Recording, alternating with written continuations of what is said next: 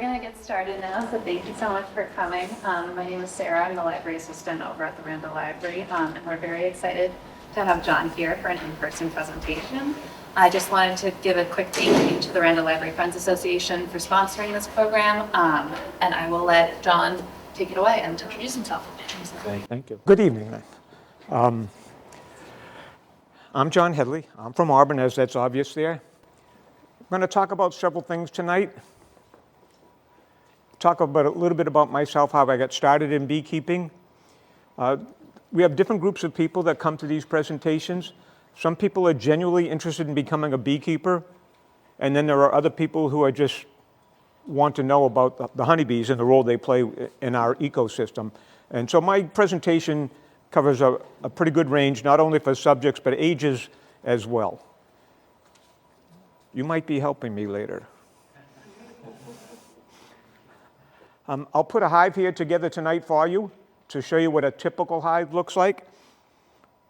Then we'll take a look at the bees inside the hive. There's 3 castes of bees inside the hive, and we'll talk about all 3 of them. They do a lot of work.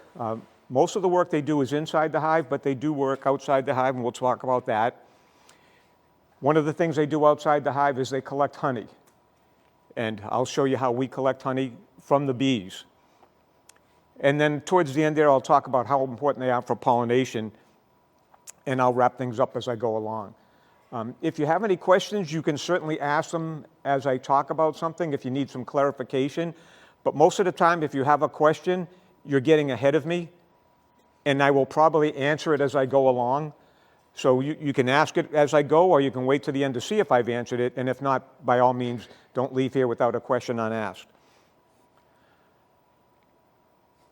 Okay, so this is a picture of my 2 hives back in the summertime. I want to point out a couple of things.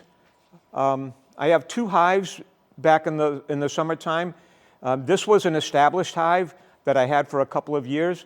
This one was a brand new hive, so I started off small until they grew and I needed to add more boxes.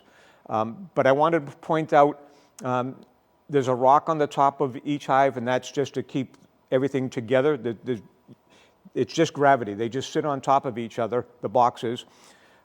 They're off the ground. I have a plastic pallet there. You can barely see some concrete blocks underneath, keeping it off the ground. And then the other thing I want to point out is a bunch of dead leaves there. But anyways, I spent 20 years in the Army, and when I got out of the Army, I didn't know where my next job was going to be. The company I was going to get a job with, they didn't know if they were going to do their work in Marlborough or Southbridge, and they're an hour apart. And I didn't want to build a house in one place or the other and find out I was wrong. They were going to work on the other side. So we drove the distance, and about the halfway line was the Auburn-Worcester line. And so we built a house in Auburn. Sitting there reading, I don't know if you guys get it up in this area here, but the Worcester Magazine newspaper. I was reading the Worcester Magazine newspaper one day, and there's a little blurb there saying, hey, come learn about beekeeping. There's a home improvement store on Route 9 in Spencer called Clem's. It's just like Lowe's and Home Depot's, only it's an independent store. Big white owls, tall shelves. And I said to my wife, let's go see about beekeeping. Never thought about being a beekeeper, just wanted to learn about honeybees. So we showed up. We were about 2 or 3 minutes late. We found out where they were. Again, the white owls. There were about 50 folding chairs set up, and there were people standing around. And I said, gee, I didn't know there were this many people interested in beekeeping. 50. Keep that number in mind. There was a man that came down from Tingsboro. He spoke for 2 hours about beekeeping. And at the end of that 2 hours, I said, we need to get bees. They are such fascinating little creatures.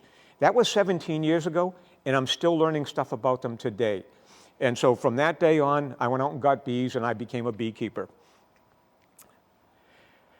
If you're thinking about being a beekeeper, you have to keep several things in mind. You need some protective clothing. This man is wearing a full jumpsuit with a veil with a front screen attached to it. You'll see different slides with different types of outfit, but you need some sort of protective gear depending on the personality of your bees. Gloves. So I've got gloves, but I don't wear a full jumpsuit. I wear a jacket that has a a veil attached to it, just similar to that, but only a different style. This is what I feel comfortable wearing, but it's a personal preference what type of outfit that you wear.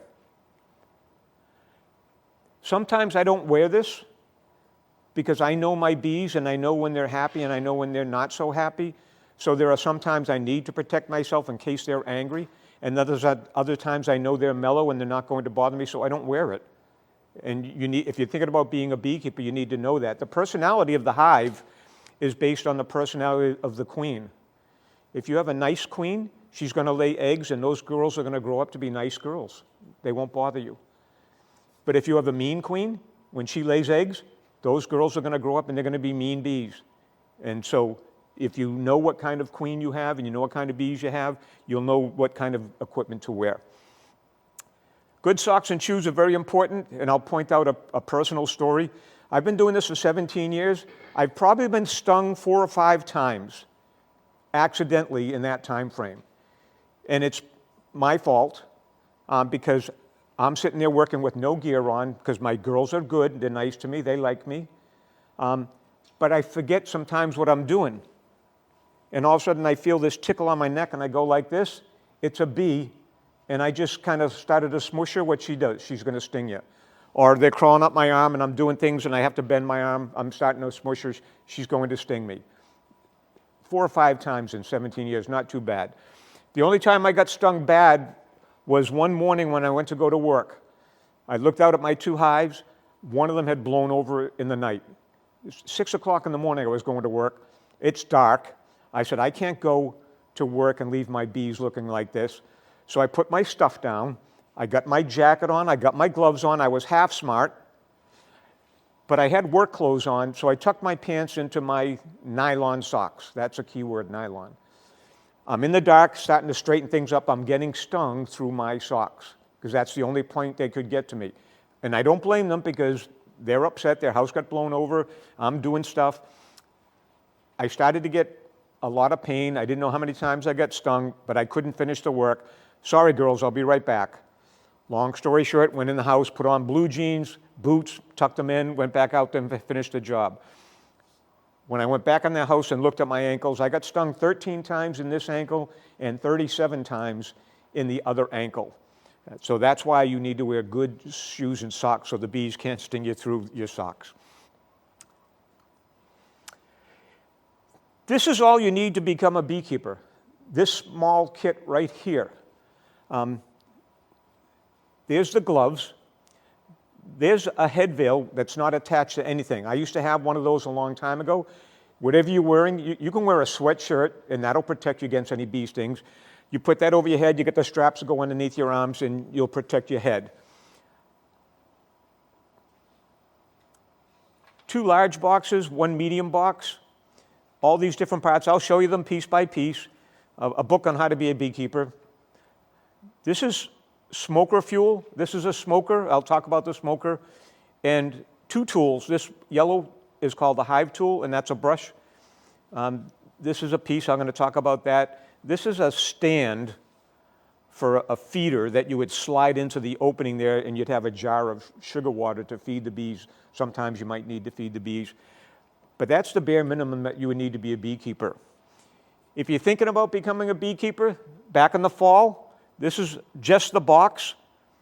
2 large boxes, a medium box, inner and outer cover, the bottom board, the entrance reducer, all the frames that you would need for that, unpainted and unassembled, $150 back then. I don't think it's going to go up too much unless prices go up drastically because of anything going on with the world today.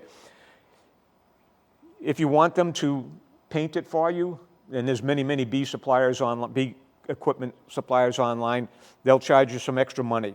If you can pick up a hammer and a paintbrush, you'll have this ready to go in an hour.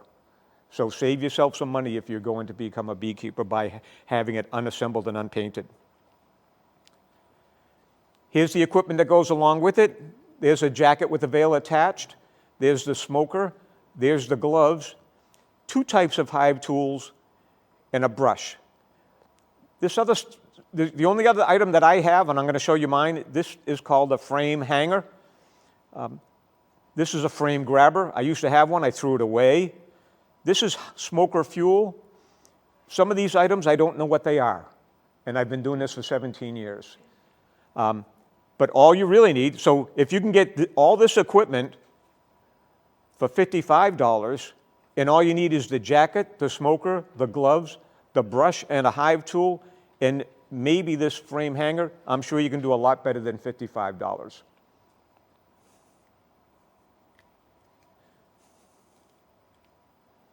So what about your bees? How do you get started by getting your bees? 5 ways, and I'm going to talk about them all individually. A package, a nuke, and nuke just stands for nucleus. Wild hive, bees out in the wild. A swarm, or an established hive. And I'll talk about the established hive first because it's the simplest one. Where I used to have my house, big house, the kids grew up, they're gone, just me and my wife in the big house. We don't need the big house anymore, so we sold the big house and we bought a condo. I know when I moved from the house to the condo, I couldn't keep my bees on the condo land, so I sold my beehives, the 2 beehives I had at the time. Nighttime comes, you close everything up, strap it down, put it in the truck, take it from point A, put it in somebody else's yard, point B, open everything up. The next day, that person is an instant beekeeper.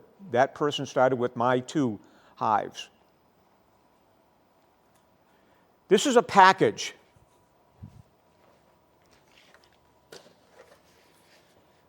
The cover is off of that one, but it looks just like that. Around here, people will order bees from the local bee suppliers. There are some people around here that sell their own bees, but most of the bee suppliers around here will take your order in the wintertime and early spring, and when they're done and it's ready for them to give you your bees, they rent an empty truck, they go down south to someplace like Georgia or South Carolina, and they pick up all the orders, and most people order a package. They'll fill the truck up with 1,000 of these, then come back to Massachusetts, and you will go to that shop and pick up your bees. This is 3 pounds of bees, about 10,000 bees. This is a starter, okay? Now, inside that box, you can see that can. That's a can of sugar water because they're coming from down south, they're coming up to Massachusetts, they're going to get hungry, they need to eat on their trip. So in that can of there's sugar water, and then there's holes in the bottom of the can, so you can't see it, but those bees are hovering around those holes in that can, drinking that sugar water on their trip to Massachusetts. If you order a queen, she comes in her own little cage. And that's on purpose because of the way they package these bees. The way they do this is they have a scale. They take this empty box and put it on the scale, and then they have a big funnel that goes into that opening. And what they do is they go over to where the bees are on their apiary, and they'll take frames out of a hive, and they'll shake it into the funnel. When they run out of bees, they get another frame and shake it, and when that scale says 3 pounds, they put the cover on it. Now you've got your 3 pounds of bees. Now they come over here, they raise queens over here separately. They'll take a queen from over there, and they'll put her in this little cage with a couple of her female attendants, and then at the bottom of the cage, they'll put a sugar cube, and then they'll put a cork to block the sugar cube. Now, the reason why they keep them separate from the bees inside the package is because this queen is not their queen. If they just took this queen and put her in that box all by herself, they would kill her because she is not their queen. They only want their queen. But I'm going to use the term magic and nature a few times during my presentation. So what happens is, now she's sitting in this little cage, hanging in this other box, and those bees will go past this little screen, and they'll smell her, and they'll touch her, and they'll taste her on the trip home. When I go to put these bees into my hive, I'll take that cork out, and that exposes the sugar cube. And I'll hang that inside the hive when I put the other bees inside there. And it takes about 3 days for the bees to eat through that sugar cube.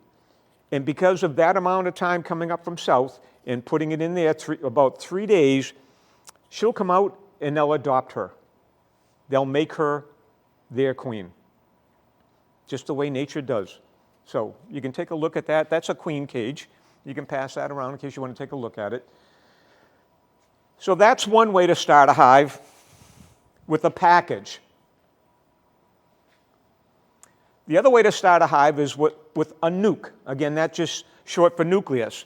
They come in wood, they come in plastic, they come in cardboard.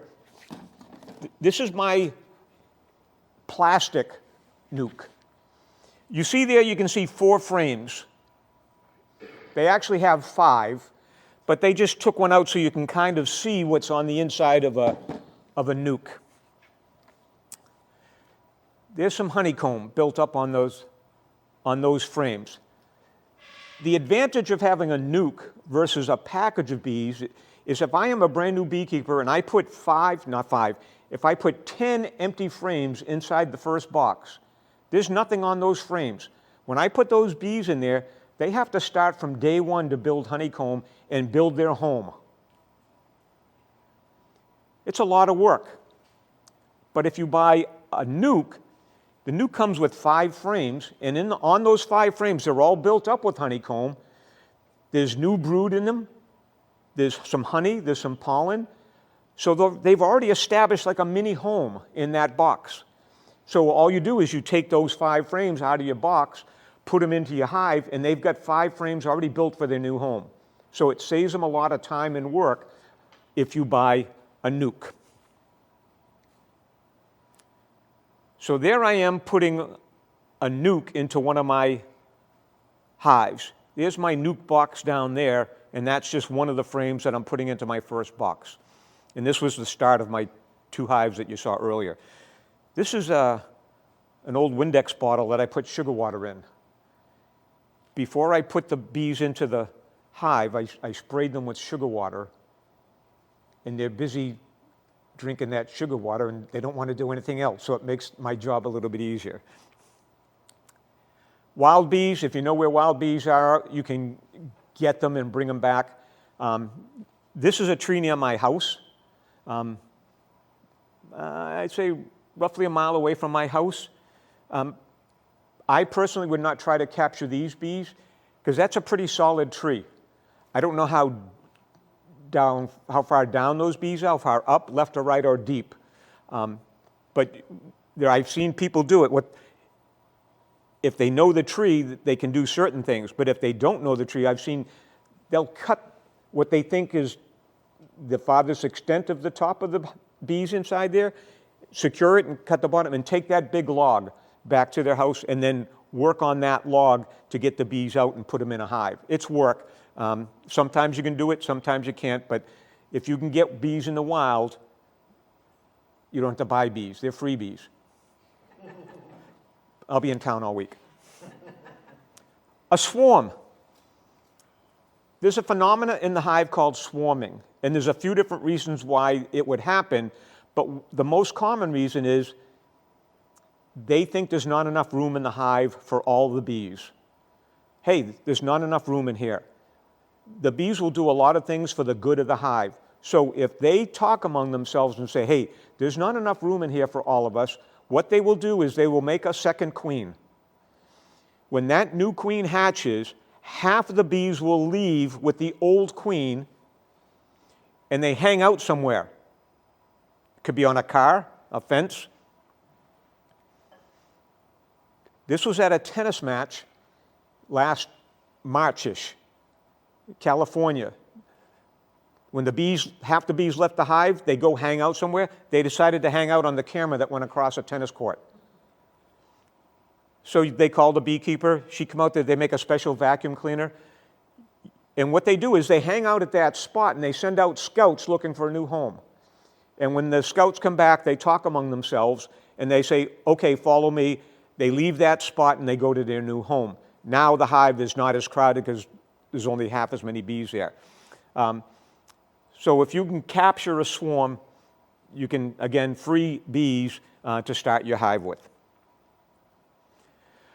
So let's put a hive here together to show you all the different parts. Now, again, this is a typical hive. This is the way my hive normally looks. Other beekeepers will do things a little bit differently. There's no right or wrong. There's just variations. But this is the way I like to do it, the way I was shown. So what you see there, the first thing on the bottom is the hive stand. And that's just to keep it off whatever you put it on. You saw my pallets, and so I had hive stands on my pallets to lift it off the pallets. The first box you're going to put on there normally, oops, I'm sorry, their ground floor. The bottom board, this is their ground floor of their house. What goes on that is they call them deep boxes, they call them deep supers. I just call it a big box. And this is their brood area when you first start. You can see there's different size boxes, but no matter what size box you have, all boxes normally hold 10 frames. They do make smaller boxes that hold 8 frames, but most beekeepers buy boxes that hold 10 frames. So what you see on that bottom board is an entrance reducer. It's just a square stick, and it's got 2 notches cut into it, a small notch and then a wider notch. Even though when you start a hive, you think that 10,000 bees is a lot of bees, and it is kind of, but for a hive, it's not. They have to come in and out of this area, and they also have to defend this area. And it's a lot of area to defend. So when you first start your hive, you use an entrance reducer, and you use the small end, the small opening. Now, most of it is blocked, and the only way in and out is that little opening. And that's not too important because there's enough room for bees to go back and forth side by side. And it's a lot easier to defend that little opening than the whole opening. After a month or so, when there's a lot more bees in the hive, the queen is laying eggs, babies are hatching, you'll take that out and turn it around, and now the wider opening is showing.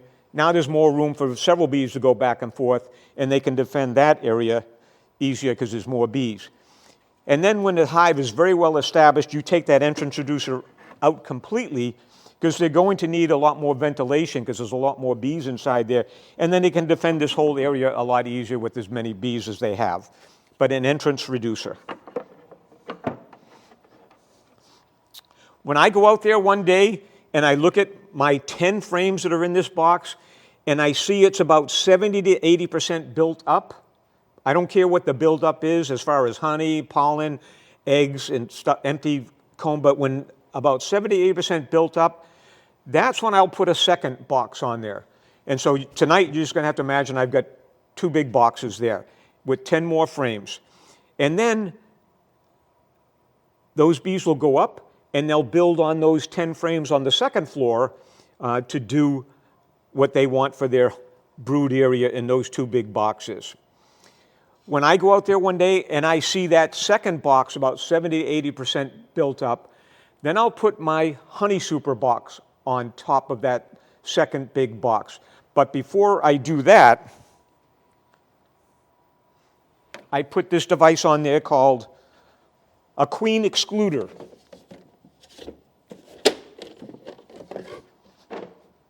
So I've got 2 big boxes here. I'll put this on top of my second big box. Now, it's just a grid,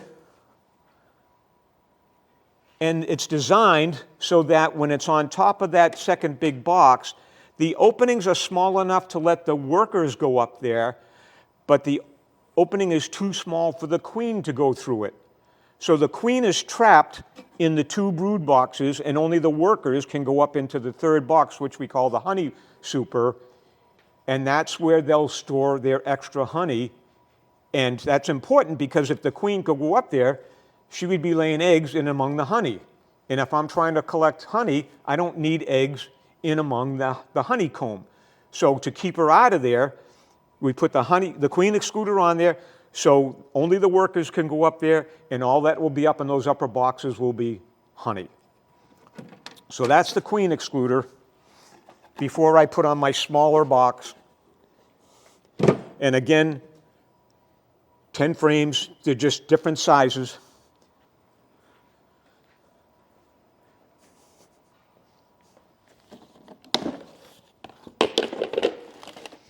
So here is a blank frame, and it's a deep frame that's going down in this box here.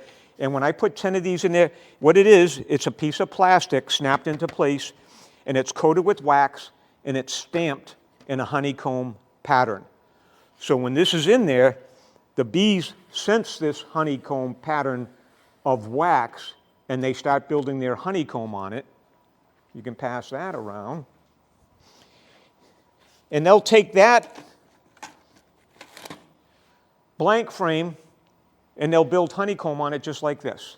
This is a little bit beat up because I go back and forth with classes, but you can see the honeycomb. Now, if you take a look at that, if I turn that certain ways, I have a dark area down here. Same thing on the other side, a dark area down here. That tells me where the queen laid the eggs, because that's where most of the work is going to be done when the queen lays eggs.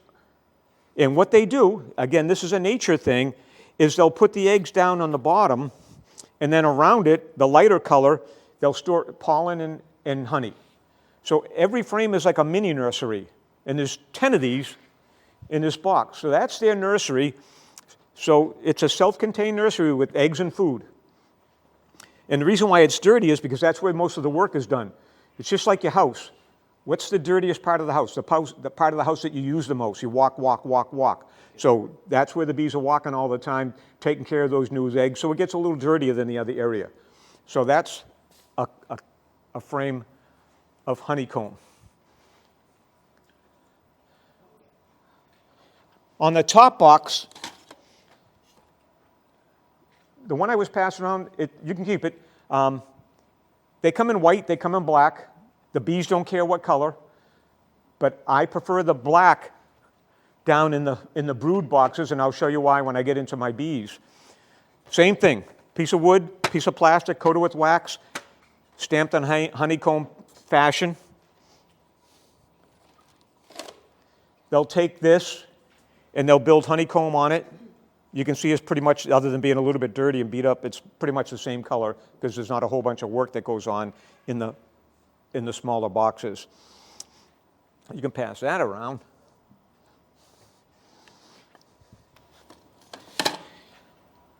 They'll build the blank frame, put honeycomb on it. The bees will go out and collect nectar, bring it back, turn it into honey.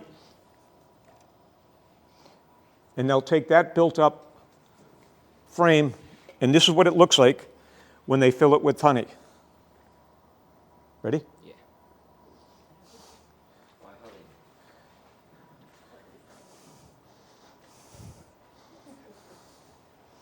Your bees are making good honey. My girls make the best honey. So that's not 100% filled up. You can see some empty spots on both sides. But when that's filled up, it's close to 5 pounds. And I don't know if there's any honey dripping on that, but there is. I see you. Yeah, I see you.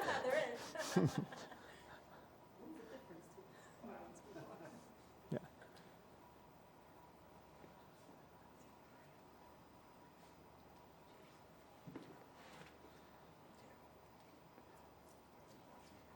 I never read anywhere why there are different size boxes, but I can only imagine what makes common sense to me is when one of these deep boxes is filled with eggs and pollen and honey, it weighs close to 100 pounds. The smaller boxes, if they're like that, with 10, it's about 50 pounds. So I'm thinking that somebody got smart 200-300 years ago, if not more, said, hey, so I'm 71. I had to stop and think. I'm 71. I'm still strong enough that I can use my legs and grab a heavy box and pick it up and move it off to the side if that's when I need to do 100 pounds. And probably one at this level too, because I can still do that. But I don't think I could do very easily at this level 100 pounds. So somebody said, let's make a box that only weighs 50 pounds. And I can do 50 pounds like that. So that's, I think, the only reason why there are different size boxes is the weight consideration. All right, so we got the two big boxes. We got the queen excluder. We got the honey super. We have two covers.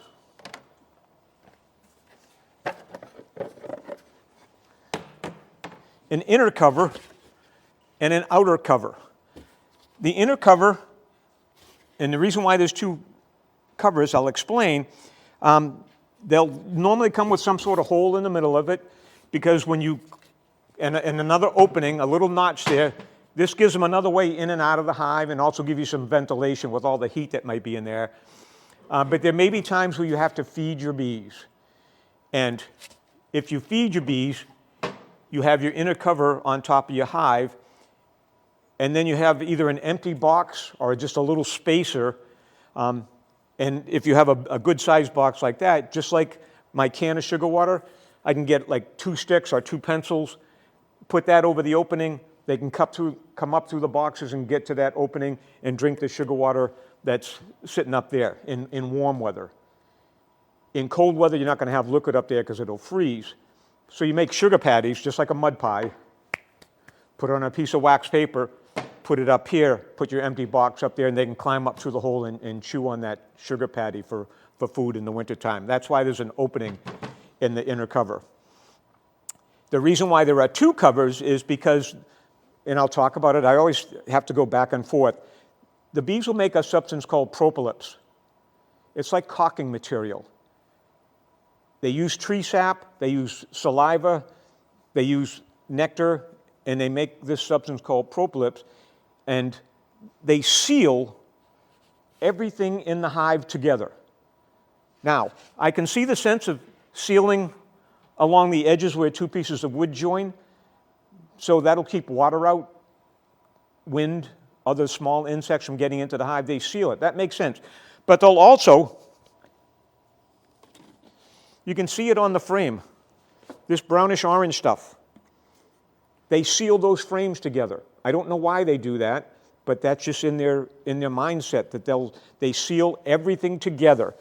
And so what they'll do is, when this inner cover is on there, you can see some remnants of the propolis on both sides here. They seal this to the top box. Here's my hive tool. So when I take the outer cover off, I can just use my hive tool as a wedge, and I can break that seal and take the cover off and do my work. Whereas if I just had an outer cover,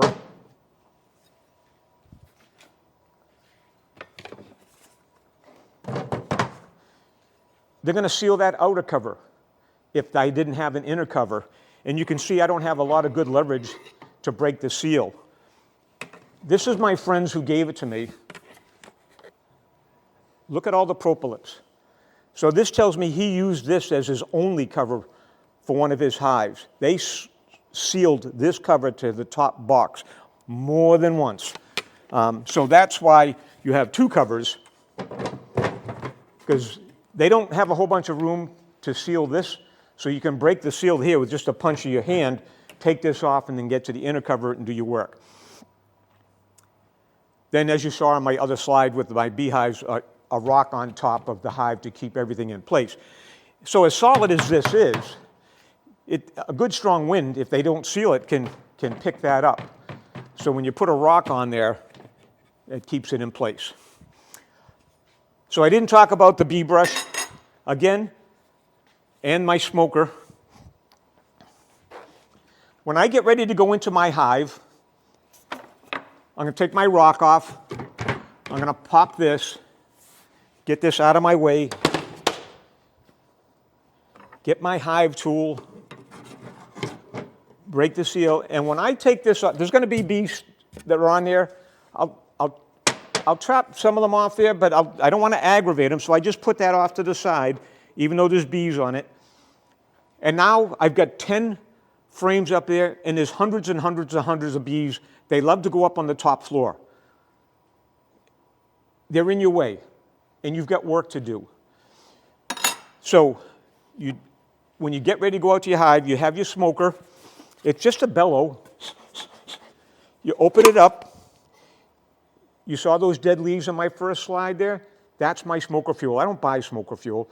I grab dead leaves and dead pine needles and I put them in here, light it on fire, wait till it cools down so I have embers. Now I have smoke coming out of my smoker. You blow a few puffs of smoke across the top of your hive, and most of those bees will go down out of your way and let you do work. The logic behind it is two things. One is they communicate with pheromones. And so if they're talking to each other with pheromones, that's okay. But they may come up with a plan if they can communicate okay. But when you put smoke in that hive, that breaks their pheromone communication. So that's the first purpose of a smoker, smoking to break their communication. The second thing it does is it makes them think there's a fire. They smell smoke, just like you. There's fire somewhere. They say, ooh, there's a fire coming. Vroom. They go down into the hive, they gather some pollen and some honey, and they get ready to leave the hive in case that fire gets closer and closer and closer. They're out of your way, you can do your work. When you're done, you close everything back up. The bees go, don't smell any more smoke, must be a false alarm. They go back up to do what they were doing. So, two purposes of the smoker. The only other tool I pointed out was a frame hanger. You can take a frame, just like I did with my cover. There are going to be bees on this. And what are you going to do with it? You can't hold on to it and do your work. So you're going to put it down. Now you're putting it on the ground. It's going to get dirty. It's going to get grass on it. Other bugs are going to say, whoo, honey or whatever, let's go. And it's just a pain to have all that stuff going on. But if you have a frame hanger, you just hang it on the side of one of your boxes, and you can hold 3 or 4 frames off the ground, giving you more room to do your work. And then when you're done, you just put it back into your box. That's the only other thing I've bought to do work with in a hive. The only other thing you should have as a beekeeper is an EpiPen set. I'm not allergic to bee stings today, but I don't know about tomorrow. Will I be allergic to bee stings tomorrow? Did I see you licking your fingers over there? Yes, I did. So when I go out to my beehive, I always bring this with. This is an expired one for class purposes, but I always bring my bee sting kit with me. And same thing if I bring somebody else out there. If they get stung, I don't know if they're going to be allergic to bees, so I want to be ready. So all you do is, you may not be allergic to bee stings either, but what you do is you go to your doctor and say, hey, I'm a beekeeper. Would you write me a prescription for an EpiPen set? And most doctors will do that. If your doctor doesn't do that, get a new doctor. They should understand that. So that's a beehive. Again, that's what mine looks like. Usually 2 big boxes and 1 smaller box. There are other beekeepers that will use all big boxes. Other beekeepers will use all small boxes. There are some that they'll do 3 or 4 or 5 or 6, whatever they want, that's their prerogative. So let's talk about the bees themselves. Again, 3 castes of bees inside the hive. We'll talk about them all. The queen you see is the largest bee of the bunch. We've got the drone and we got the workers. So this is a queen. She lives the longest of all the bees in the hive. Now this one, somebody put a yellow dot on her back, and that's on purpose. It helps you identify her age. There's a national color scheme for marking queens.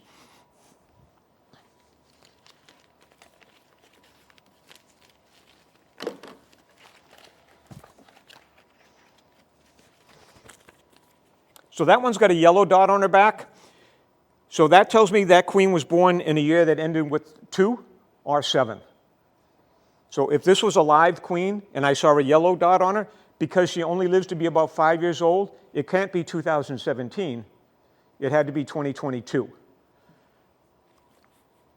That smaller hive that you saw in my original bring, the smaller one, I bought that queen in 2024. She had a green dot on her back.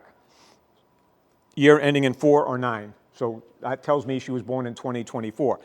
I don't need to know that because all beekeepers should keep a journal. And so it's just like keeping a diary. Every time you do something in that hive, you write it down. So when I bought my new bees and I got a new queen on April 1st, 2024, installed new queen. I know she's born in 24 because I wrote it in my journal. But if you have 60 hives and you don't keep a journal, how old is the queen in this hive versus how old is the queen in that hive? The other thing it does, it makes it a lot easier to identify her in the hive. I talked about starting with a package with 10,000 bees. When I add my second box on there, and that one's almost full, and I start putting a honey super on there, within those 3 boxes, I'm going to have about 60 or 70,000 bees. There's a lot of bees. Now, there are going to be some up in this honey super. I know the queen can't go through that queen excluder, so she's going to be in those 2 big boxes somewhere. And if I need to find her for some reason, I might have to go through 20 frames, 10 in each box. So it's a lot easier for me to pick up a frame and look for one bee that's got a dot on her versus looking all over at every bee to see where the queen is.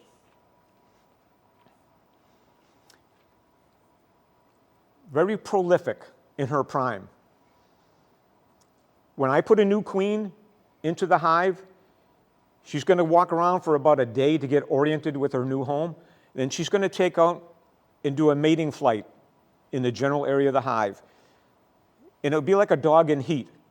She's got the different pheromones. The boys are going to smell her. Not only the boys in my hive, but any boys that are in any hive within reason.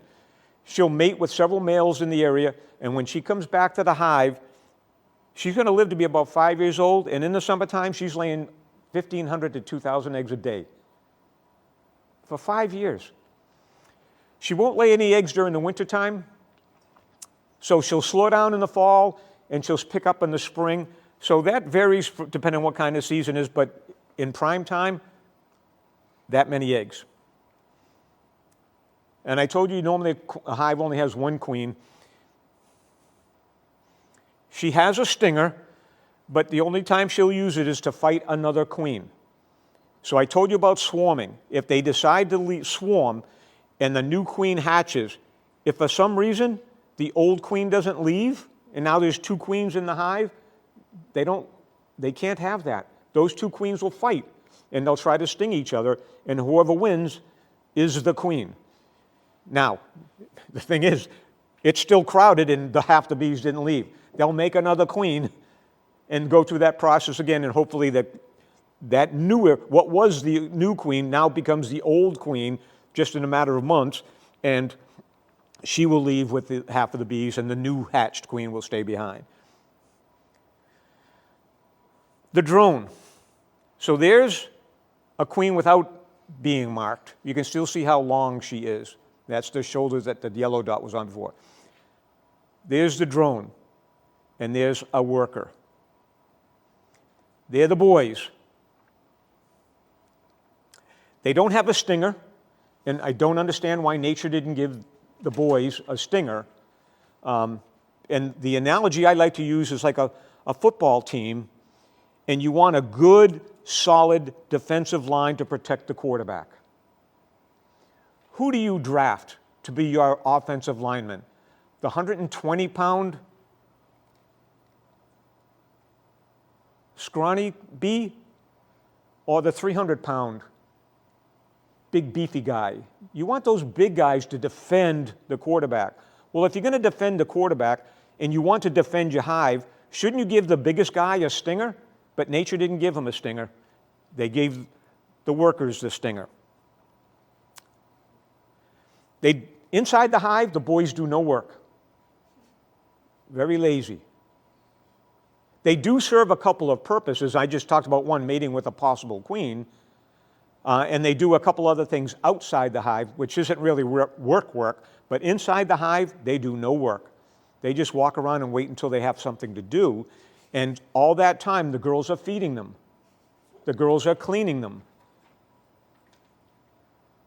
But here comes wintertime.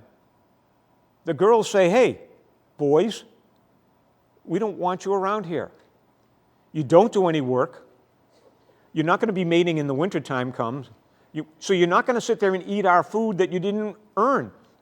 We're not going to feed you and clean you during the wintertime, so goodbye. So when wintertime comes, they push all the boys out of the hive. If they can't push the boys out of the hive because the boys keep coming back, they will chew their wings off and push them out of the hive. They fall to the ground, and because they can't fly, they die. And if they can't push them out of the hive because they keep running around inside the hive to keep away from the girls, they'll trap them in a corner as a group and beat their wings and generate enough heat to overpower them with heat and kill them inside the hive. Then they'll take them out and dump them outside the hive. So in the wintertime, the bees don't hibernate. They live, they're awake all wintertime, but there's only girls in the hive over the wintertime comes. But again, the queen knows that they might need males in the spring. So when spring comes, she will lay boy eggs. Those boys will hatch, and then the cycle just repeats itself every year. The queen, the drone, the worker, the girls. They do all the work in the hive. So it doesn't matter if you're the queen, the drone, or the worker. They all go through these 4 stages of being laid as an egg and hatching. When the queen lays an egg, the first day it lays down. The second day it stands up, and then it grows and grows and grows until it's shaped like that. Then when it starts to develop body parts in the pupa stage, when it's almost ready to hatch, they'll cap it, and then eventually the bee will chew their way out as an adult bee. So here's some eggs, and this is why I use the black frames in the brood boxes. Me personally. I could use white ones, it doesn't make any difference, but I like to use the black ones because it's a lot easier to see a little white egg against a black background than it is to see a little white egg against a white background. And that's smaller than a grain of rice when they're first laid. So that's why I like the black background. There's some larvae, that grub-looking body. This is a cross-section of the pupa, just almost fully developed with the wax cappings. And here's the different kinds of cells. Because the worker, the girls are the smallest of the bees, when the workers cover the cell, it's flat brown. That's the worker because they're the smallest bee. But the boys are longer, they need more room. So when there's a boy egg there, they put that bullet, that dome shape over to give that boy some more room to grow. The queen, because she's the longest of the 3, she needs the longest cell. And they make those queen cells vertical versus horizontal like the workers and the drone. Because when you have, these are the small ones, but you can get the idea with the large frames. When these cells are side by side like that, there's not enough room to build a horizontal cell for the queen. There's not enough room there. So they hang it to give the queen enough room to grow in that cell. This is a worker hatching, 8 frames, 1, 2, 3, 4, 5, 6, 7, 8. I know it's a worker because it's a flat brown cell. Just chewing till she can get more and more of her body out of the cell until she's almost completely out of the cell. Look at, no color to her, very hairy, very fragile her first day. But we'll see later, no slack for her. So a girl, a worker, she will hatch in 21 days. When the queen lays an egg, she will hatch 21 days later. The boy, because he's bigger, he'll hatch in 24 days. He needs a couple extra days because he's bigger. But look at the queen. She's bigger than both of those, but she hatches quicker. This is another nature thing. Even though she's bigger, and you would expect her to hatch in about 26, 27 days, the success of the hive depends on the queen. So nature says, I'm going to make you hatch quicker. You're going to grow faster than the other bees because you need to get out there and do your job. So she hatches in only 16 days. So let's take a look at the work that the bees do inside the hive. The very first day that girl is born, she works. She's not strong, but she works. So the first couple days of her life, all she does is clean. And that's important because the queen will not lay an egg in a dirty cell. When those bees chew their way out, they're going to leave a piece of hair behind. They're going to leave a couple pieces of wax behind when they were chewing and getting it out of the way. So when the queen walks by that cell, if that cell is dirty, she won't lay an egg in there. So the brand new bees walk around and clean all the cells. So when the queen walks by and sees a clean, empty cell, she'll lay an egg in it. A couple days later to a week, now they're nurse bees. These are the bees that will go around and feed the larva that is developing and the pupa before they cap them. Towards the tail end of that, in a couple days more, they'll start making wax.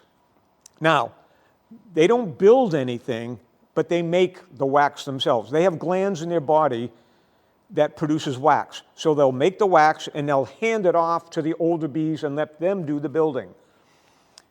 Up on the top boxes, they'll go up there. The wax that's in the honeycomb boxes is thinner than the cells for the bees themselves. So they can actually seal that, and they'll take care of the boys. 2 weeks old or a little bit more, some of these bees will take care of the queen. Wherever the queen goes in the hive, when she pauses, the bees that are in this part of the life will stay with her to feed her, clean her, protect her. She walks and moves to another spot, those bees stay behind, other bees will stay with her. Now they're older, they're a little bit stronger, now they can actually start building that honeycomb with the wax that the younger bees give them. The bees that come in from the field with pollen, they'll hand it off to the bees inside the hive. Those bees will take that pollen and put it where they want it. These are also the bees that will make that propolis I talked about earlier. And bees die inside the hive. So if a bee's inside the hive and dies, falls down to the bottom board, there are bees that will go down there. I may or may not have the entrance reducer in there, and they'll just take the bee out and drop it on the ground. So you'll always have dead bees on the ground in front of your hive because that's what they're doing. They're taking those dead bees out of the hive and dropping them on the ground. Fanning. There's a lot of fanning going on inside the hive. The two that are the heads and tails of fanning is if it gets too hot inside the hive, the bees will flap their wings to create some circulation inside the hive to try to make it a little bit cooler. If it's too cold inside the hive, they'll turn their bodies a different way and turn their wings a different way and beat their wings and generate enough heat by fanning their wings to warm up the hive. The other fanning that goes on is up here in the honey supers. The field bees come back, they turn over the nectar to the bees inside the hive. Those bees store the nectar up in those frames, and it's nectar. The bees will go up there and fan that nectar to get the water content down, and they have built-in devices inside their bodies that they know when it's the right water content. When it's the right water content, they cap it. It's honey at that point. Amazing little creatures that know when it's not nectar and when it is. I don't know if they taste it and say, oh, one more day, fan it some more. I don't know how they do it, but they do it. Fanning. Oh, the other fanning that goes on is if it gets too hot inside the hive, when the bees that are out in the field bring back some water, because they drink water just like you and I do, they'll put water on the back of some of the bees, and then they'll fan that water, and they have like a mini air conditioning going on. That was inside the hive. Oh, I almost forgot my punchline. Outside the hive. So before I get to the outside of the hive so we've got me, 2 big boxes for the bees for their brood, 1 box for my honey, and there are other beekeepers that will have 2, 3, 4 boxes, but I just use 1, 2 covers, boom. All that work I just described to you, taking 10, 20, 30 frames whatever size they are, turning it from this into honeycomb, and depending on what we're talking about, eggs and pollen and nectar and honey. I was a beekeeper for about 3 or 4 years, and I was at the Spencer Fair. We had an observation hive. I'm standing there answering questions. Somebody asked me several questions, and I spoke for about 15, 20 minutes. And I said, I think that answers all your questions. And the voice behind me said, very good, John, but you forgot one important fact. And I turned around, it was the woman who was the president. I'm going to talk about Worcester County Beekeepers in a little while. I said, I did? She goes, yes, you did. He asked me this, I said this, and this. I said, what did I forget? She says, all that work you described? I said, yeah. She goes, they do it in the dark. I've been a beekeeper for about 3 or 4 years. I never stopped to realize how much light gets up here to the third box from down here. Especially I have the entrance reducer in there with only a little opening. None. They do all that stuff I told you in the dark. Amazing little creatures. But now they're older. Now they can go outside the hive. You have 2 levels of guard bees. You've got guard bees that will walk around the front of the hive and just behind the opening as a backup to the guys that are in the front. And they also have bees that are flying around outside the hive on guard duty. And another analogy I use is like an aircraft carrier in the Navy. An aircraft carrier out on the ocean doesn't keep all its planes on the deck all the time. What if there's a threat? They don't have the time to get the pilots in the plane, crank them up, and take off. That may be too late. So an aircraft carrier will always have planes in the air to protect the aircraft carrier. The bees are the same way. They'll always have bees flying around outside the hive to protect the hive. Early warning. You know how good a sense of smell a dog has. They find explosives. They find drugs. They find bad guys by following their trails. Good sense of smell for a dog. A honeybee's got a sense of smell that is 50 times greater than a dog. They've done experiments to prove it. So there'll be bees flying out there, so these bees here don't have to react right off the bat. If these bees out here sense some sort of danger, like a bear coming or something like that, they'll come back and tell these bees that they smell a bear, and so they'll get ready to defend the hive. So, guard duties. Water carriers, I explained that they'll go out and get water and bring it back to the hive. 22 days old to 5 weeks old. These are the bees that will go out and get pollen and nectar. These bees will go up to 2 miles away from the hive to get that if they need it. If it's right next to them, that makes it easier. But if it's not right next to them, they will fly as far as 2 miles to find what they need. And so that's a common question. Somebody says, I don't have the room to have bees. I just have a small piece of land. Where I lived with my house, 1/3 of an acre. I had 2 beehives. I didn't have acres and acres and acres. We have a woman that belongs to Worcester County Beekeepers who lives in Worcester. She lives in a 3-family house on the 2nd floor, and she has 2 beehives on her 2nd floor back porch. Those bees leave her hive, they go find what they want, and they come back to her 2nd floor back porch. You just need a spot to put your hive.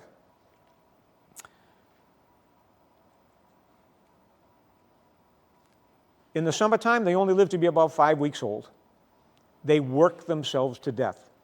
When the sun comes up, they leave, they get what they get, they come back, pass it off, again, back and forth all day, all day. Nighttime comes, they go back to the hive, they rest, sleep a little bit, but mostly just resting. Sun comes up the next day, they just repeat the process. And because they work so hard in the summertime, they only live to be about 5 weeks old. In the wintertime, they'll live to be about 2 or 3 months old because they're just hanging around inside the hive. They're not working.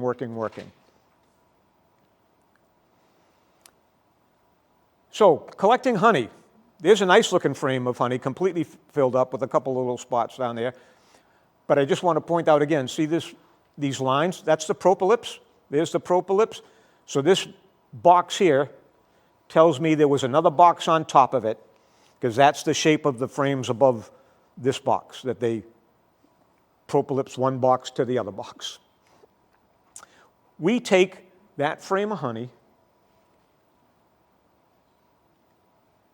we stand it on end, and if you take a look at it as you had it, the honey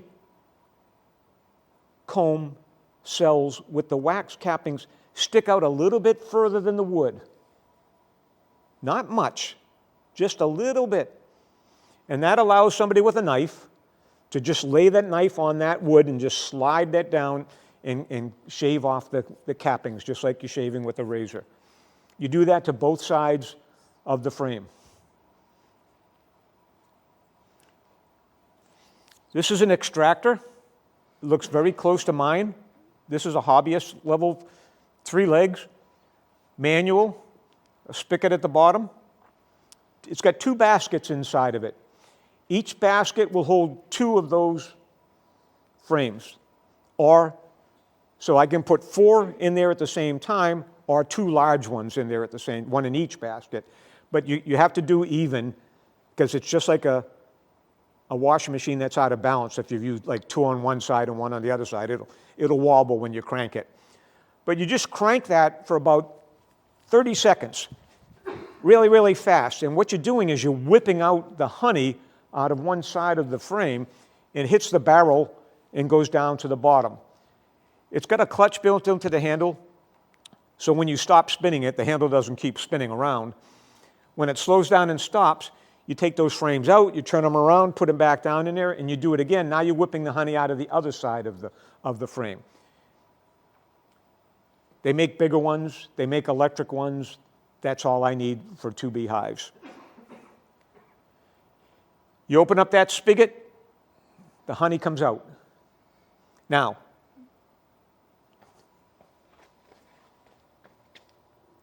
see those specks there? Those are pieces of wax. Because you're also whipping, because you shaved, you didn't do a perfect job, you're going to create little pieces of wax when you shave that wax off there. So it's going to come out, and most people don't like wax in their honey, so you filter it. You get a 5-gallon bucket, you put a strainer on top of it, so when that honey comes out of the extractor, through the strainer, it'll collect all that wax, dead bee's leg, piece of dirt, piece of grass, whatever else is in the hive. Now you get strained honey in that 5-gallon bucket. You put that 5-gallon bucket on a counter, open up the spigot for that 5-gallon bucket, put it into your jars, you're done. You don't do anything to honey. It's not like maple syrup that you got to cook down. Honey's ready to go. Honey, those 3 jars are from my hive.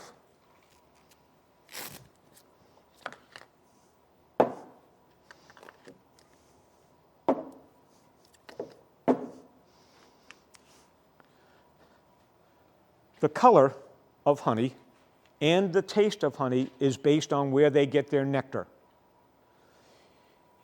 I always say greater Worcester area, but I'm sure it's probably true for most of Massachusetts, southern Vermont, southern New Hampshire, southern Maine, Rhode Island and Connecticut, this part of the country.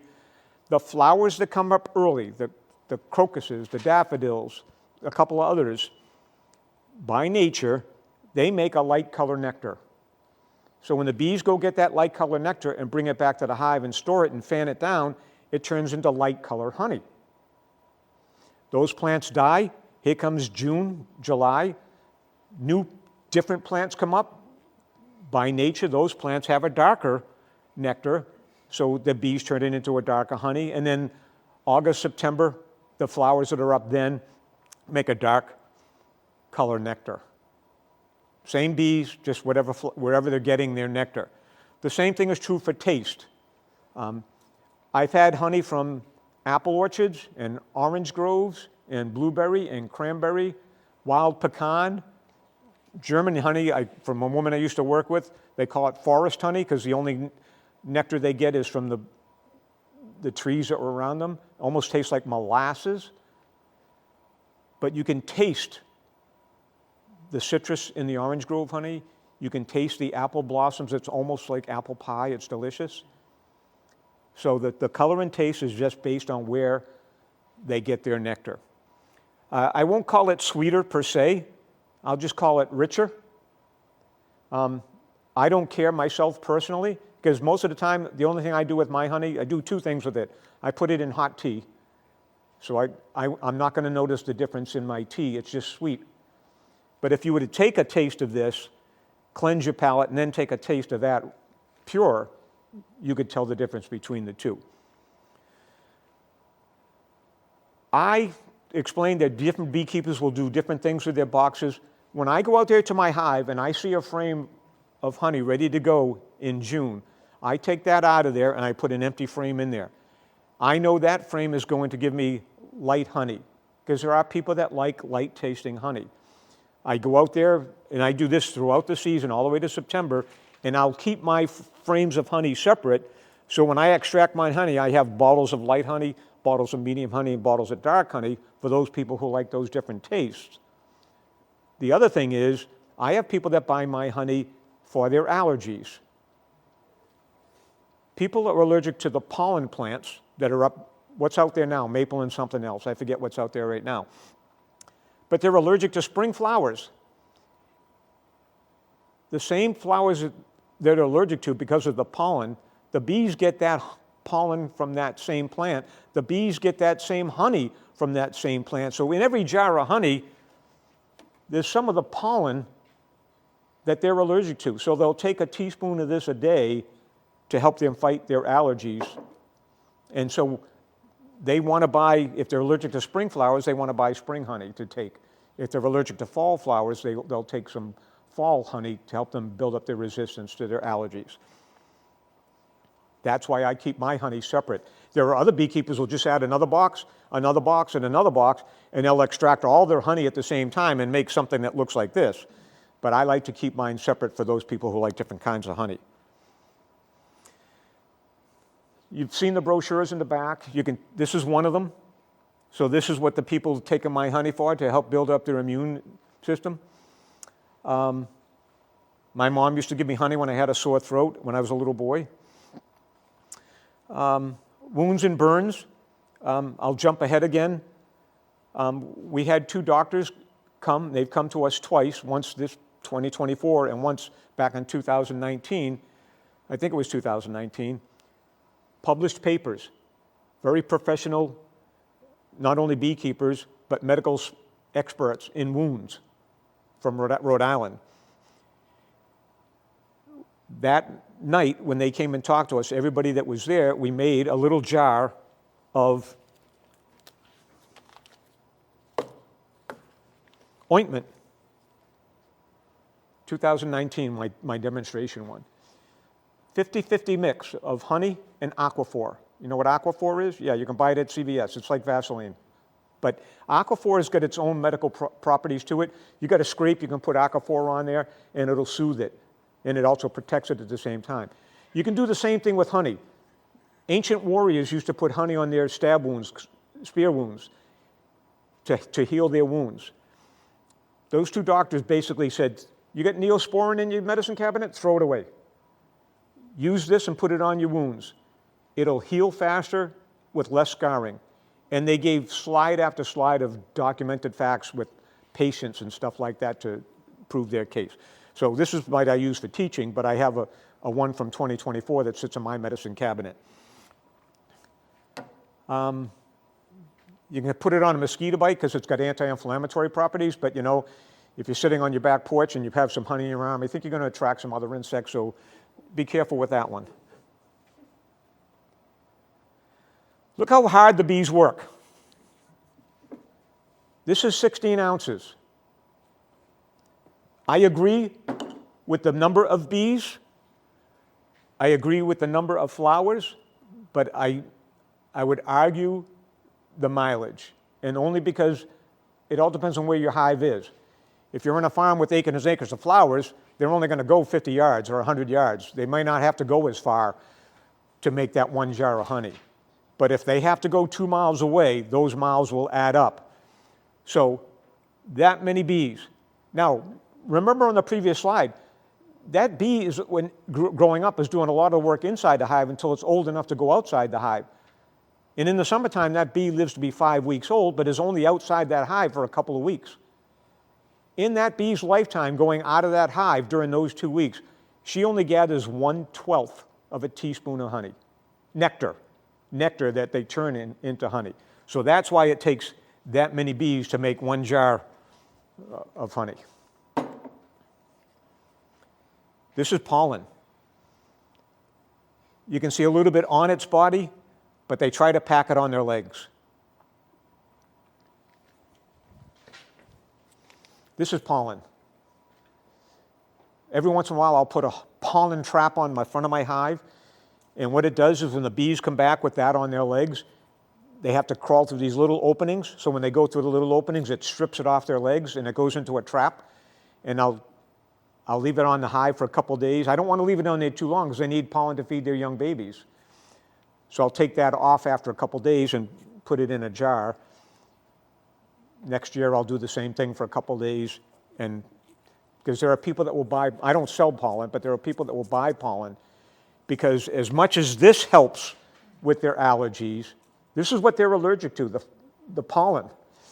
And so if this doesn't help them because it's not strong enough, they'll take pure pollen, put it in their granola or their oatmeal, because it tastes like cut grass.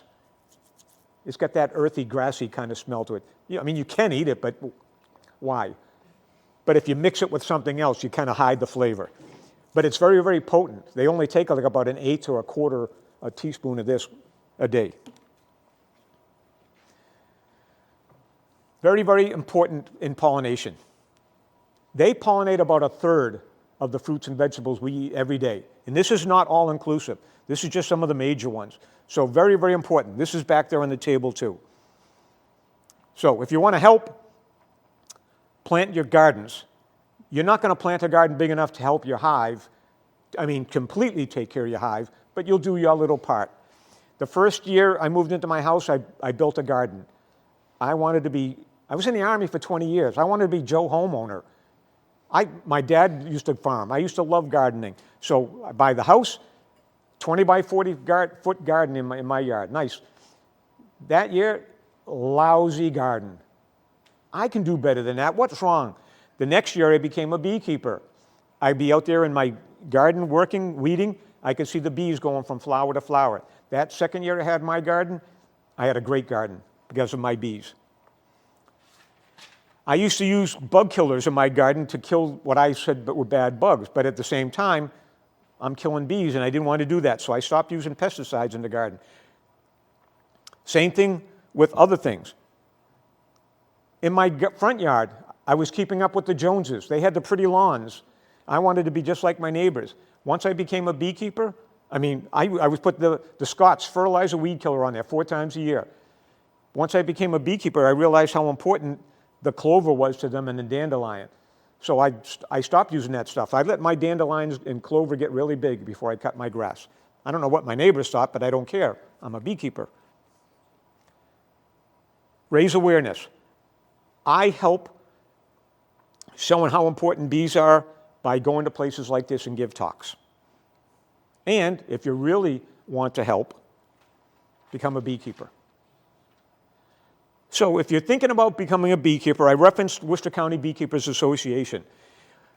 Worcester County Beekeepers Association is the largest and oldest county beekeepers association in the United States.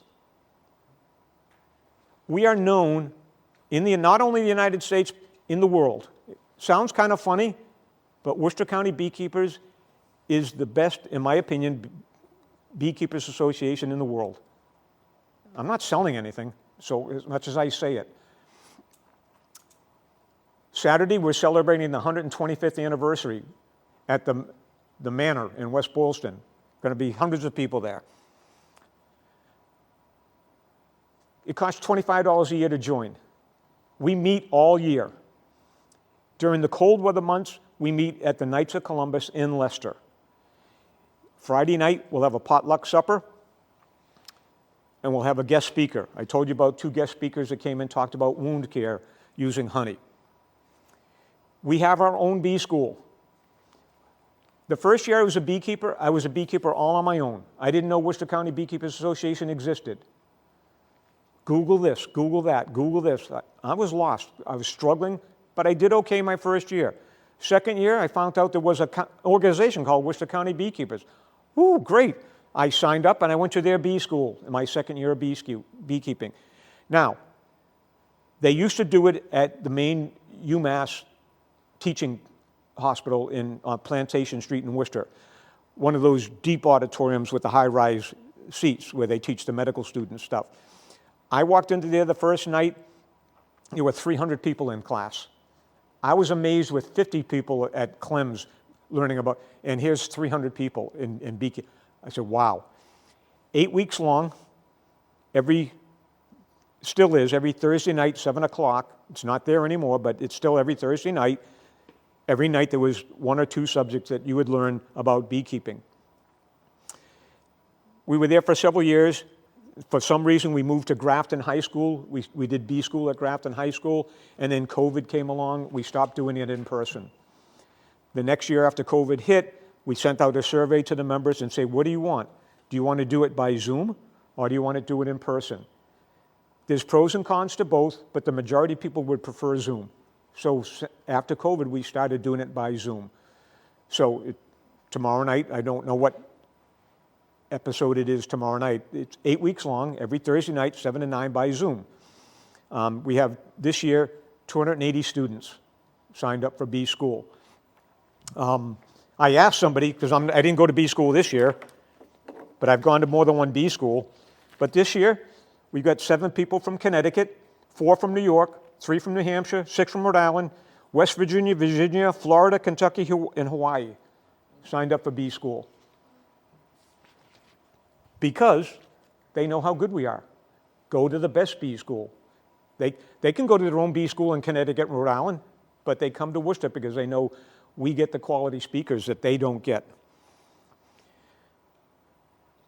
Buy your equipment in the winter. You can order your equipment in January. You can sign up for bee school. This is just a rough thing, but in the wintertime, do this stuff. Order your bees if you're going to become a beekeeper. One of the things Worcester County Beekeeper has is a mentor program. Free of charge, volunteers. If you're a new beekeeper, they will come to you and help you your first year of beekeeping. And the way that most beekeepers will do it, and mentors will do it, is once we have our outdoor meetings, we'll go to somebody's house that's got like 10 hives. We'll have an introduction, and they'll say, okay, you 10 go to that hive. There's an experienced beekeeper waiting for you. You 10 go to that hive, et cetera, et cetera, et cetera. That beekeeper in April will say, okay, welcome to this hive. Here's what you should do as a new beekeeper in April. Open up the hive and show you what you should do in the hive in April. May comes along, you go to somebody else's house. Here's what you do in May, June, July, August, September. So you go to that meeting as a new beekeeper, then you go home. Then you make contact with your mentor and say, hey, I went to the meeting on Saturday, and I saw what you're supposed to do to your hive in April. You and I need to get together, and you'll do that, and that mentor will come to your house, and now you'll do the same thing at your own hive. And that mentor will help you in May, June, July, take care of your hive. They won't do the work. They'll make sure that you know what to do, and you'll actually do it. So free of charge. I'm mentoring 3 people right now. 2 in Auburn and 4. One in Charlton, and somebody in Leicester just contacted me a couple weeks ago. So I'll be mentoring 4 people this year, and I love doing it. You just got to match your schedules up. This year, normally bee school would start the first week in March. This year it started the second week in February. So last 2 weeks of February. Tomorrow night is either the last night, if I do my fingers right, for how many Thursdays since February 13th, whatever that Thursday was. And the benefit of Zooming, because if we were in person, they for some reason they weren't recording them. So if you missed one, because you had to stay home and take care of your sick son or daughter or dog, you missed that lecture. But with Zoom, they record them. So if you miss it, you just go online and click, and boy, you can watch it. And if you liked it, you watch it a second and third time. So Zoom has got that benefit. So I said April, but the first outdoor meeting is in May.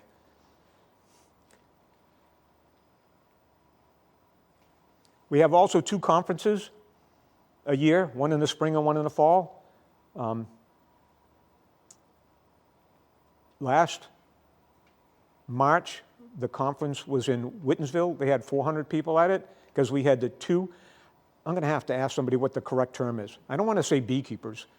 The 2 top beekeepers in the United States. They're not just beekeepers. They're PhDs in entomology. They're very, very smart, but they're beekeepers, so they know bees, and they travel the country and give lectures on honeybees. They know the science, the biology, the camera, all that stuff like that. We had 400 people there from Vermont, New Hampshire, Connecticut, Rhode Island, Maine, and we had somebody zoom in from France last March because they were the 2 top speakers in the United States. So, of course, we're going to attract some attention. Great, great organization. I have some paper copies of my business card on the table. If you need some help or information, let me know. This is the website for the Worcester County Beekeepers. So if you're thinking about becoming a beekeeper, you can go online. There's a link there to click to become a member. It's $25 a year. I hate to say what's the best thing to do. You can go on there today and sign up and become a member for $25. So you can go all the meetings throughout the year. Or you can wait till like December. But if you do that, you're not going to know where the meetings are. But if you sign up for Bee School in December, Bee School costs $49.95 this year. When you sign up for Bee School, you get a membership at the same time. So for $49.95, you get 8 weeks of lecture and membership for $49.95. But if you sign up today, $25, you're going to have to pay $49.95 next year. And so you just pay a little bit more money, but there's pros and cons to it. But if you're thinking about being a beekeeper, you still have time to get bees. You can still go to the meetings, but you need that. Yes? Is it too late to get bees for this season? I wouldn't get a package. No, you can. If somebody has bees right now, nobody has bees right now. I'm getting new bees this year. I'm getting 2 more sets of bees this year. I haven't gotten them yet, so it's not too late. So most people will get a package right now. If you wait too long, let's say tail end of May going into June, don't get a package. Get a nuke. Because the nuke will put you at the same point if you got a package back in. Most beekeepers, most bee suppliers have 3 deliveries. They'll do 2 in April and 1 in May. And so you get to pick, do I want my bees this day in April, or do I want to get them in May? It's your call based on what you're doing in your personal life at the time. But yeah, there's up to a certain point you can get a package, but after a certain point in time, you shouldn't get a package, you would get a nuke, and after a certain point in time, you shouldn't get bees at all. You just wait till next year, yeah. And a follow-up question, the Worcester Beekeepers site, would they have reputable sellers that you could get? We don't have people on the website unless they are reputable. If we had, in the past, we've had a few different problems, but if different vendors, not only bee suppliers, bee equipment, other bee-related items, if we get complaints from them, we drop them, and we only keep reputable people. I'm not going to recommend a specific vendor to you, because I don't want to show a particular bias, but very quickly,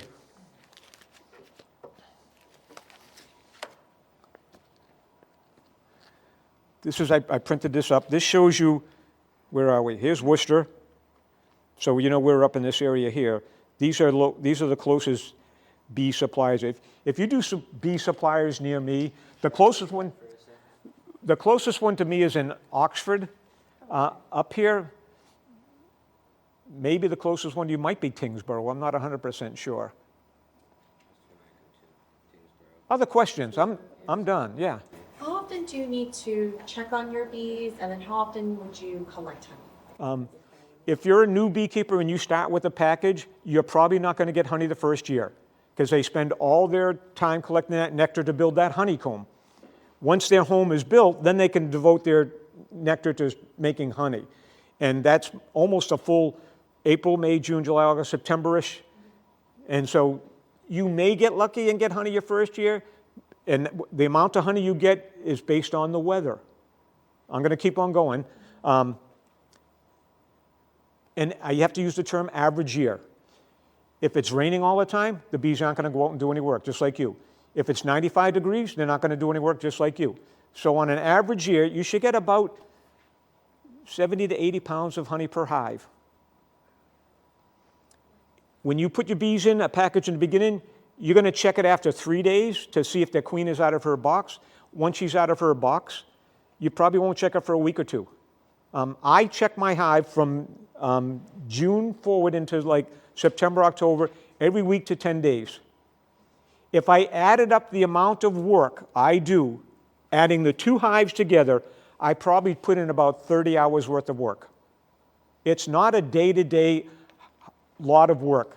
It's depending on what time of the year it is and what you did a week ago.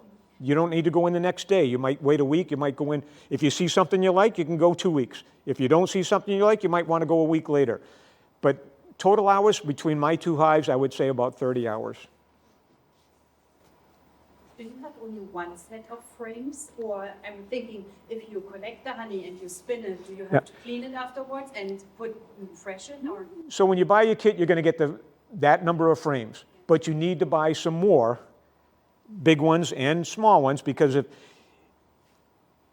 I told you if they think it's too crowded in the big boxes and they take off, if you want to try to prevent that, why is it too crowded?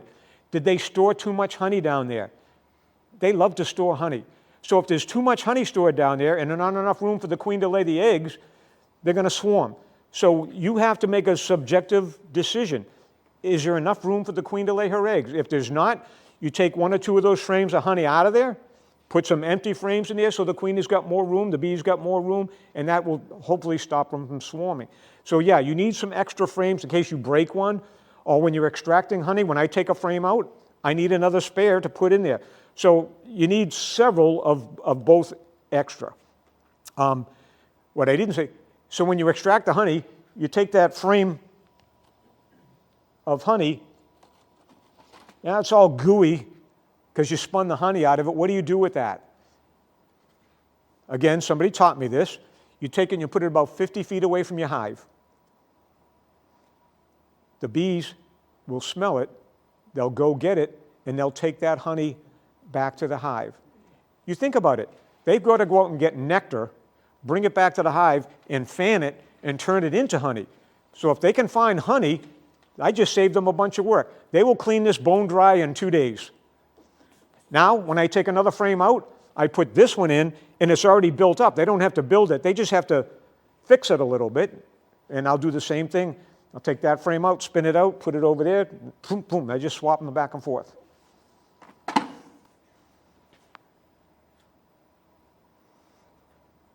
What are reasons you would check on your queen? Like, how often do you need to find your queen? I personally don't look for my queen. I look to make sure she's doing what she's supposed to be doing, laying eggs. If I go in there and I see a good egg pattern, I don't need to find her. She's in there doing her job. But if I take some frames out and I look at them and I said, she should put all her eggs in one spot. If I see some here and some there and some there, and the same thing on another frame, that's not right. She's supposed to keep them all together. That's what a good queen does. And there are some people that don't like that. And so what they'll do is they'll find that queen and they'll pinch her and kill her and put another queen in there. Hopefully she does a better job. So people will look for her if they don't like what they see. Yeah, but you don't need to find her just for no reason at all, yeah. I wouldn't do that. I had one tutor, 2T, said, hey, my queen's doing a lousy job. Thank you. You're welcome. I want to kill her. I want you to come over and help me. I said, I will help you find her, but I'm not going to kill her. That's up to you. And so she did, but because there are people that are fanatics. They want a perfect hive. I'm not in it for perfection. I told you how much honey you can get out of the second year I was a beekeeper, I had 100 and some odd pounds of honey. I said, I can't eat all this honey.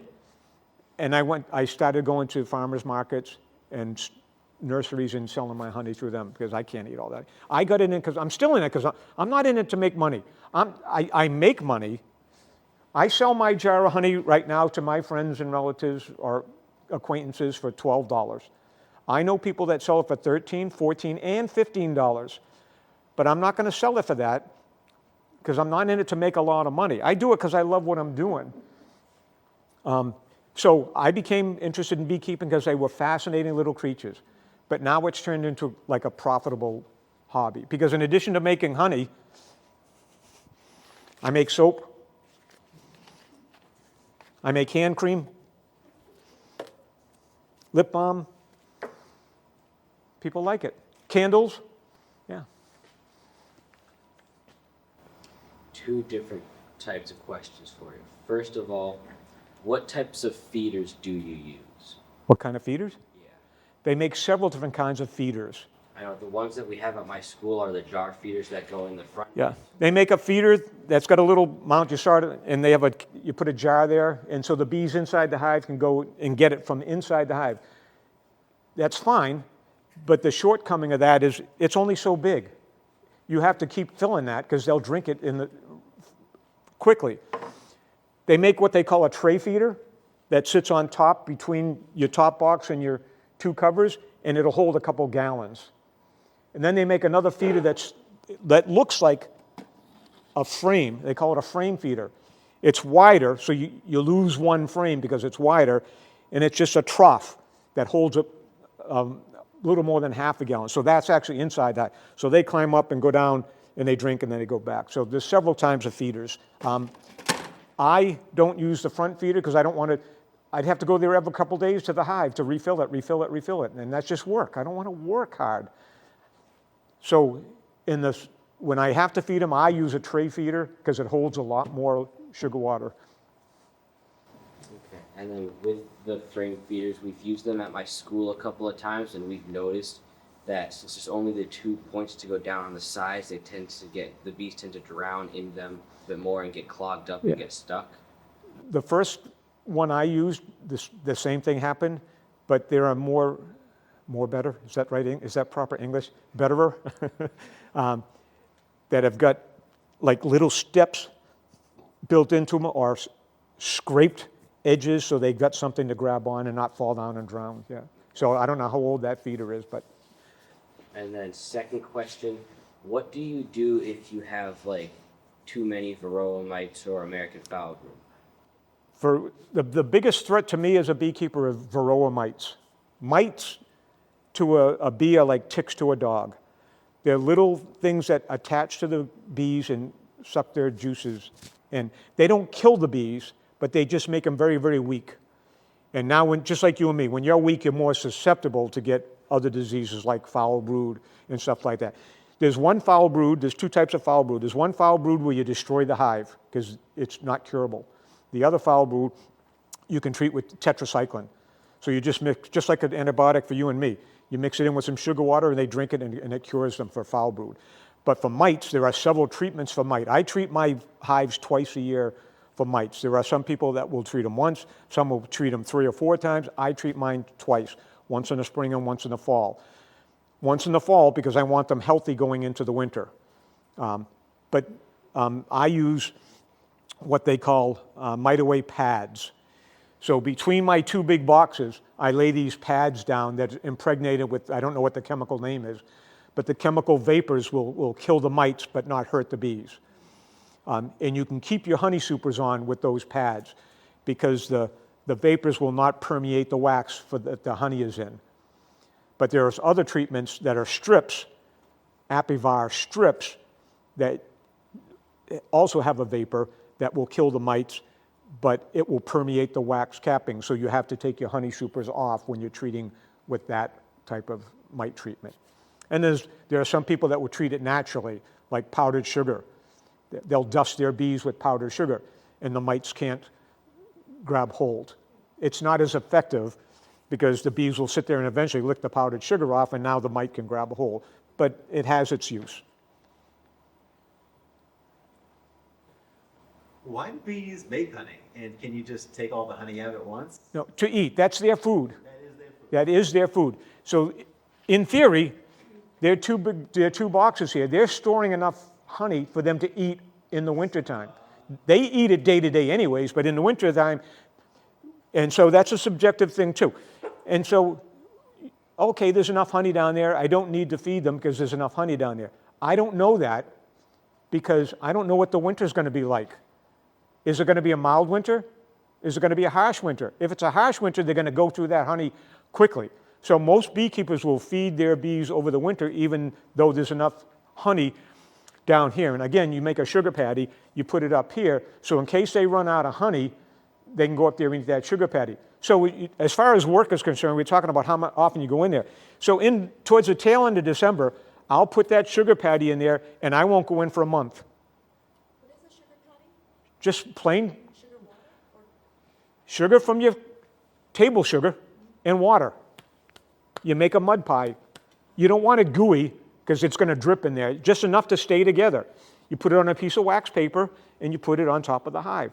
And so I'll go in close to Christmas time and I'll look at that. I'll just pop that top and I'll look in there. If they haven't touched that sugar patty, I close. That's my work for December. 10 seconds. I'll go back in January, a month later. Open that up. I go down there with an extra patty just in case. If they haven't touched it, that's my work for January. But if I go in there and I see they've eaten that sugar patty, that tells me they're running out of honey down below and they're eating my sugar patty. And so I won't wait another month to go in. I will go in 2 weeks later and I'll take a look at that. Last year, I gave them 3 sugar patties. Maybe they didn't store enough honey down below, but they went through, and when I went in there one time, I couldn't even see the sugar patty. The bees were all over it. So I said, ooh. I came back 2 weeks later, and I could see part of where the sugar patty was. It was almost all gone. So I put that second patty in there, came back 2 weeks later, it was almost all gone. I put a third patty in there. So you don't do much work at all during the winter time comes. Your biggest work is when you have to take frames of honey out. And it's nice if you have somebody to help you, but if you don't, you just got to be quick, because if you take a frame of honey out of there, there's going to be bees on it. And that's where the brush comes in. Where's my brush? Again, this is a big frame, but it looks like that, and they're all over it. That's their honey. So you got to gently shake the bees off, and they're going to fly around, they're going to come back. You got to keep it moving so they can't land, and then you have a tote there, put it in a tote or a plastic bag so they can't get to it, and then go back and do what you were doing with the hive. So that takes a little bit of time, but depending on how many frames you're taking out at a time, maybe a half an hour. as a master beekeeper, have you have heard of the product called Flow Hive? Yep. And do you recommend it as a beginner? Because I've heard that it has a tap. Yeah. I've seen videos about it being an entryway for beekeeping. What she's saying is a flow hive. What I'm talking about is all manual. You take frames out, you do your honey like I explained it. But they make a device called the flow hive that the bees will store honey in there, and then they've got a lever in the back. So you flip that lever, and it opens up the cells, and the honey comes out of a tube in the back. And so you have to have a container there to collect that honey. But now you've got honey smell in the air because you've got a container there. And so when you close it back up again, the bees refill it, and then you go back there and empty it again. It has its pros, but it also has its cons. I personally don't want to do that because I'm a little bit like a traditional beekeeper where I do my work versus a machine. There's nothing wrong with it. I don't know anybody that's got one, new or experienced. And I know I was on the board of directors for Worcester County Beekeepers 2 terms. And it ended last year. I decided not to go for a 3rd term. I was the librarian for the Worcester County Beekeepers. They have over 1,000 books and tapes and DVDs. And so I know most of the members by name. I don't know anybody that's got one. Not that it's bad, but I personally don't know anybody. And what kind of hive do you have here? These are Langstroth, traditional 10 frames hive. This is my classroom stuff, but my stuff at home looks just like it. Do you need to paint it white on the outside? You can paint it pink with purple polka dots if you want to. Paint it? You don't have to. It's wood. Okay, So is your house painted? it is. Is your house painted? Well, I have one. Answer my question. Yes, it is. Why is it painted? To protect it. Protect it. Yeah. So you don't have to. I mean, you can maybe shellac it to keep it natural wood look, or stain it. Yeah. I have one there's wax on the outside of it. What? There's wax on the outside of the box. Why? I don't know, is it protective, I assume? No, you don't want to paint it a dark color, because it's just like you don't wear dark clothing in the summertime because it attracts heat. You don't want to make this box too hot. So most people will paint it a light color, and most of the time people will paint it white. But I have been to enough beekeepers' houses that they'll paint it the same color as their house with the trim, and they'll put windows on it, and they'll make it nice. I've seen ones with flowers. The bees don't care. So you can paint it whatever color you want, but just don't paint it a dark color. What else? Towards the end of the 5-year life cycle of the queen bee, what typically occurs to, because I know you mentioned queen bees will be laid. Does that happen towards the end of the 5 years, or how do you, I guess, repopulate? You will notice when the queen gets older, like her 4th and 5th year, she won't be laying as many eggs as before. So when you've seen that queen for 2 or 3 years, you know what kind of job she's doing. If you notice her slowing down, you can do 2 things. You can let her die, old age, just like you and I would, and the bees will know there's no queen, and they'll make a new queen, or you can go find her and kill her and put a new queen, like you're putting a brand new queen in there, and just start all over again. Not start all over again, but have a brand new young queen in there. The difference between the two is, if you buy a queen and put her in there, she's going to come out of there in 3 days, she's going to hang around for 1 day, then she's going to do a mating flight, and she's going to come back, and she's going to start laying eggs. So you're going to have new bees in 16 days. The worker bees are going to hatch in 16 days. If you let them make their own queen, how long does it take her to hatch? What they'll do, when they need to make another queen, they take a brand new girl egg, and they'll put it in a queen cell. Now, the bees will eat all year pollen, nectar, and royal jelly. All the bees get a balanced diet. But if they want to make a new queen, all they will feed that cell is royal jelly, 100% royal jelly, and that turns that girl worker bee into a queen. It takes her 16 days to hatch. Then she's going to, so 16 days versus you putting a new queen in there where she's going to lay eggs in a few days.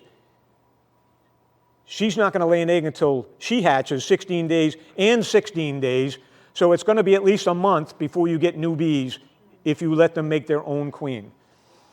And you don't want that to happen in the fall because you need enough bees in the wintertime to keep that hive. They'll keep that hive warm above 60 degrees in the wintertime.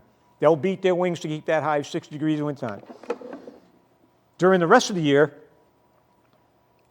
those eggs and pupa and larvae need to be at least 90 degrees to go through that cycle. They will keep that hive 90 degrees or warmer throughout the year. In wintertime, she's not laying any new eggs, so they just have to keep themselves warm. So they'll beat their wings to keep it about 60 degrees.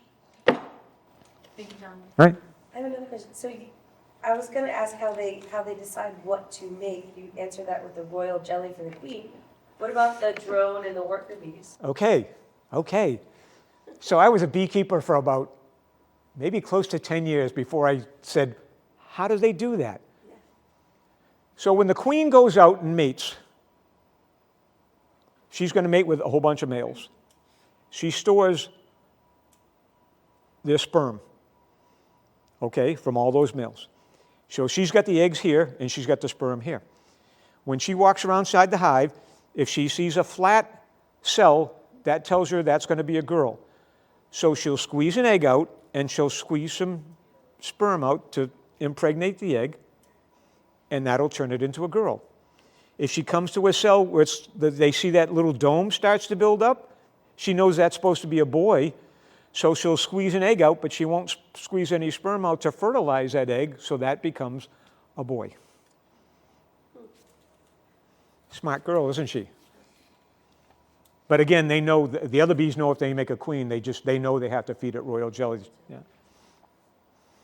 See, fascinating little creatures. How we doing? We're 15 minutes over. Well, that's why I asked you. Are you going to kick me out of here? I think yeah, I don't know if we have somebody coming into the room next, but we could start cleaning up. All right. Absolutely. Thank you. Thank you so much.